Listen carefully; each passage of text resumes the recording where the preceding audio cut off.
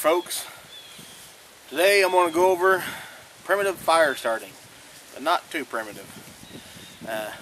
My favorite form of starting a fire is flint and steel. It's been used for a long time. It's not as primitive as your bow drill or, you know, the spindle. Nothing like that. It's not that primitive, but you know, it's nowadays it's pretty primitive. Everybody starts most fires with lighters and such as that, but lighters can get wet, they can run out of fluid, and if you ain't got a magnesium rod around, which I do suggest everybody carry one of those, this is the way I would do it.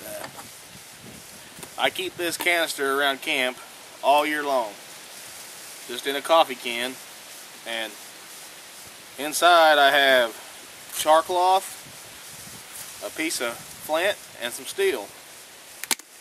Oh, my lid just broke. Been out here too long.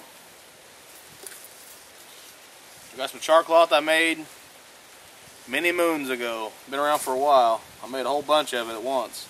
It's really easy stuff to make.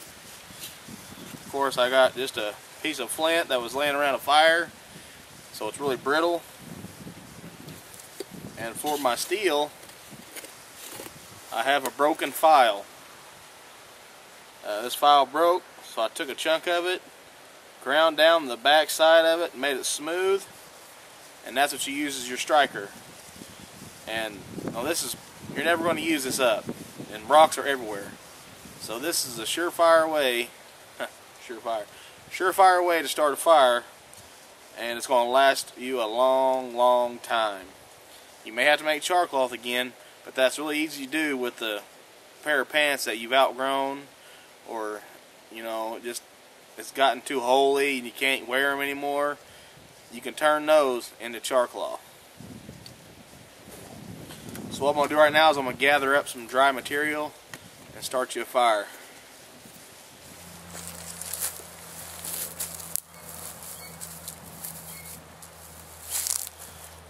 Well, after this summer, there ain't a lot of grass to choose from.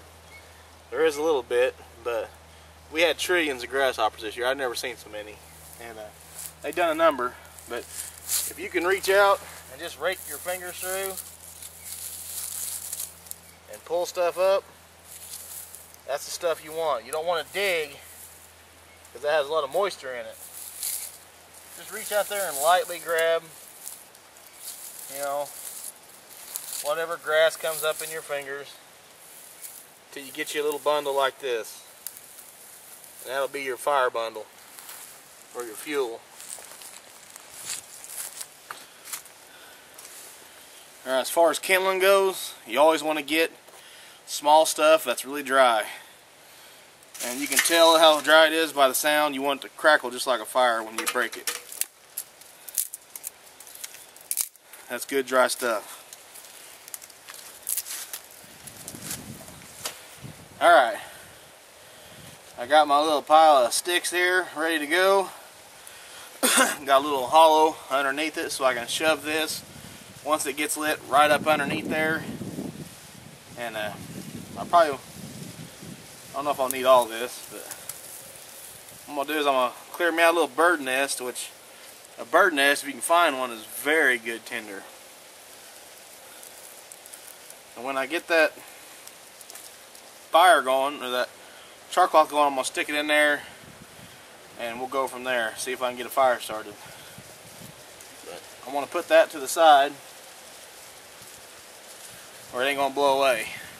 Alright, so I got my piece of charcloth here, and I'm going to pick a side to hit my rock on.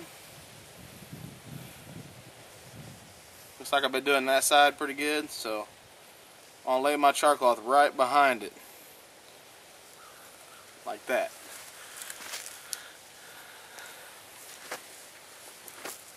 Then I'm going to strike downward onto the rock.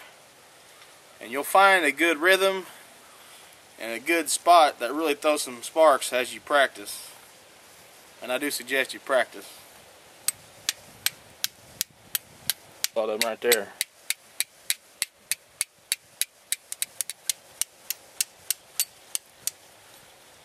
Alright, so once a spark hits that charcloth, it immediately starts burning.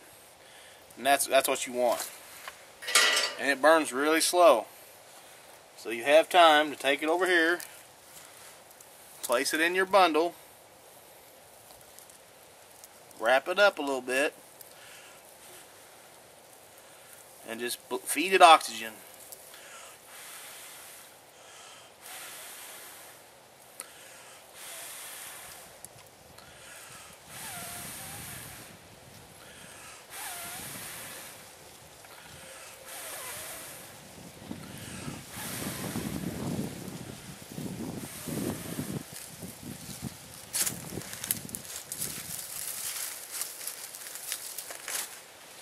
Try to get this camera over here real quick while it's burning.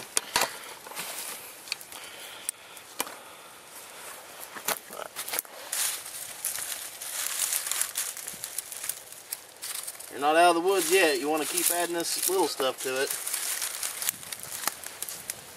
There you have it. Just keep adding bigger limbs till you got a fire. Fire is key to surviving. I mean, it can really make life a lot better out in the woods, definitely. It provides protection, light, heat, sanitation. You know, fire is key. So it's always good to learn how to make fire with minimal supplies or stuff you might just find laying around. Another video I think I'm going to do is how to make charcloth. I think that's the best fire starting there is with charcloth. So thanks for joining me. Hope this tip helped you somehow. And I'll see you next time here at Wild for the Outdoors. I need some hot dogs. And a very big no-no is never leave your fire unattended without it being completely out. This is where my fire was. And all I did was shovel all that dirt right in on top of it. Then I'm going to pack it in with my foot and make sure nothing is left smoking. Because where there's smoke, there's fire. I'm also going to look around and make sure that there isn't nothing out here where the wind's blowing that might have blown out of my fire.